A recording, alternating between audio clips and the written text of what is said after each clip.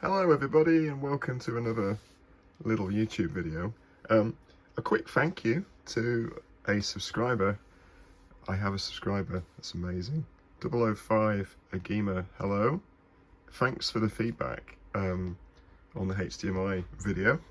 Most appreciated. We'll talk about that in a sec because you raise a good point about power supplies and the problems of power supplies.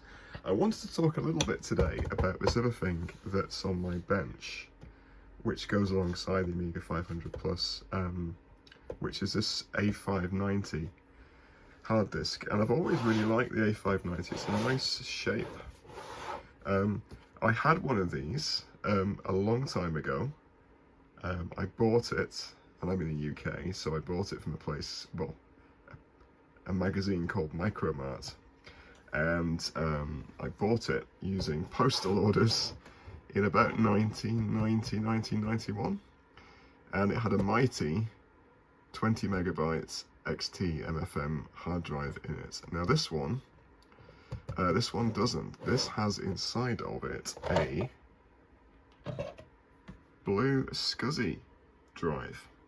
So we'll talk a bit about SCSI to SD in future episodes. I've got another machine out of shot that is a Ferranti XT clone with a SCSI to SD adapter, which those things are reasonably expensive to get hold of. They're about £100. BlueSCSI, on the other hand, is much more affordable. I think the carrier board is around £40 and you've got a Raspberry Pi Zero and some firmware and a very colourful ribbon cable. A bit too big for this, but it's what I had. Life-changing having a hard disk in 1991. I did all my A-levels and a bit of my degree using my A500 Plus and my A590, and it was really helpful, and of course pitiful by today's standards. So what we're going to do with this is, well, in a future video, I'm just going to quickly demonstrate on the back how to convert the power to run off the Amiga 500 power supply.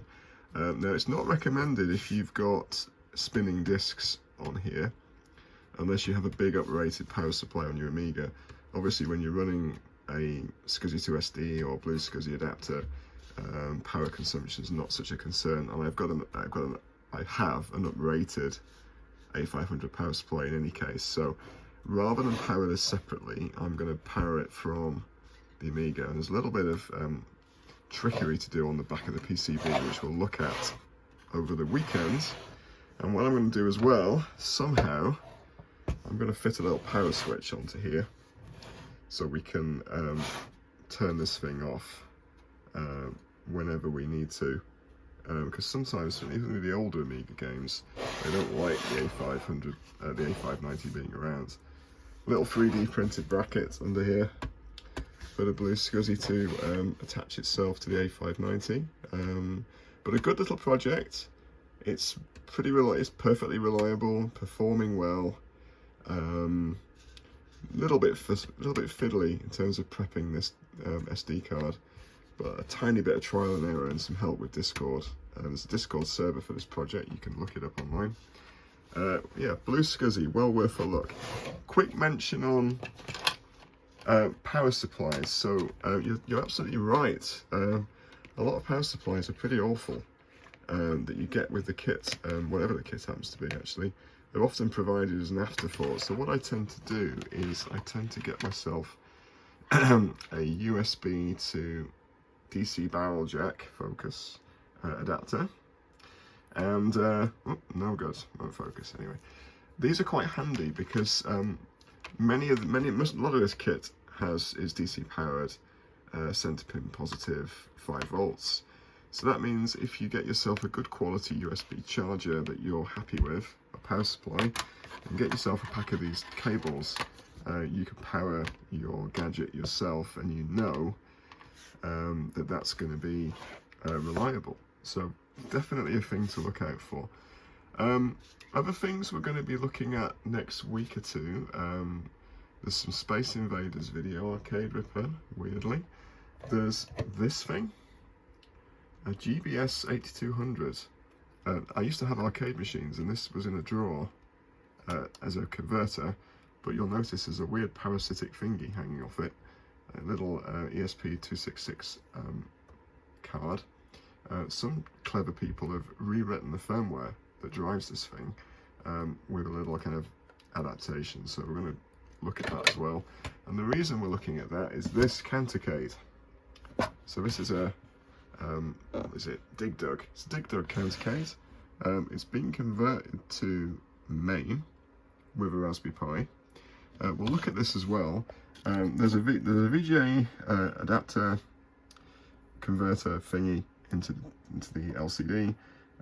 I'll give some more information on this because it's about £4 on AliExpress, £5 if you know where to look. So I'll provide some information on that.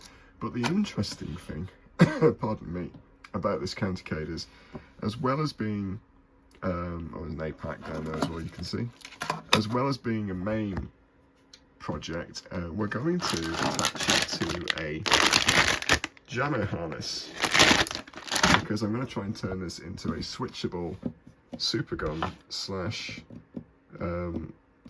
MAME emulator. So that's going to be a bit interesting, the wiring to that, but I've got some Jamma PCBs I'd quite like to try. I don't have a lot of space in here to put additional cabinets in, so we'll give that a go.